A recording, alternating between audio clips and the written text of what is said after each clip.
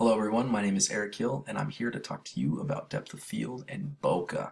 And I think it's really important to define those terms because they're probably foreign concepts to a lot of us. So first, depth of field is the amount in an image that is able to be in focus. Okay, if you're thinking about it 3D wise, it's the depth that is able to be in focus in the image. Okay, and that is manipulated or controlled via your f-stop or your aperture. The smaller your f-stop, the smaller the number, the more narrow it's going to be, and the larger the number, the more wide your depth of field is going to be. So that's an important thing to remember.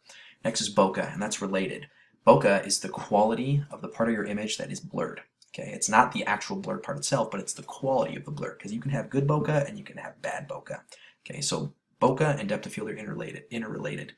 Like I said, you can manipulate those depending on the settings of your camera, the f-stop. And I've actually prepared some examples of that to show you the difference between a large f-stop and a small f-stop, and I'll show you them now. First off, this is a recognizable building. It's a Taylor building. I shot this at about f11 because I wanted a lot of it to be in focus. So as you can see, the background's in focus, the midground's in focus, and the foreground's in focus. So f11 with a larger shutter speed gave me enough light to capture this image. Next, we've got some roots. I shot this at about f2.8. The root's right here in focus, and as it goes on, it slowly becomes more and more less in focus. And that would be the bokeh, and not the actual blur itself, but the quality of the blur. And you can increase and decrease that, like in this image. This is a pretty extreme example of background blur, depth of field, bokeh. The focus, I shot this at 1.4, and this is in focus right here. Before that's not in focus, and after it becomes almost unrecognizable. And so that's an extreme example of a very narrow depth of field. And last, this is kind of in the middle. This is my son Isaac.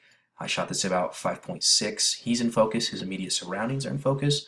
But the further you go on in the image, the more and more it becomes out of focus. Okay, so that's the bokeh. Now, let's say you were out taking a picture of a person or a thing, and you've got a really sharp, crisp composition and focus on your subject, but let's say there's something that's in the background that's distracting. Oh no, what do? Do you throw the image away, or maybe we can fix it in Photoshop? This is digital imaging, so I'll show you a way that you can increase the background blur in your images, so that way you don't have to waste your image, you don't have to throw it away. Just got Photoshop open. This is a picture of my wife and son. So what you want to do is, using whatever selection tool you prefer, you want to select the part of the image that you want to blur, okay?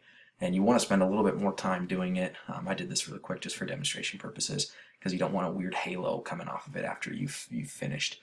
So after you've got the part of the image selected that you want to blur, go to Filter, and then Blur, Gaussian Blur, okay?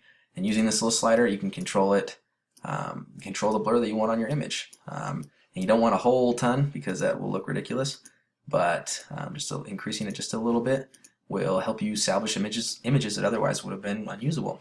So depth of field and bokeh are very important principles to understand and to master in photography. So take advantage, learn as much as you can, and it will help you out in the long run. Thank you so much for your time.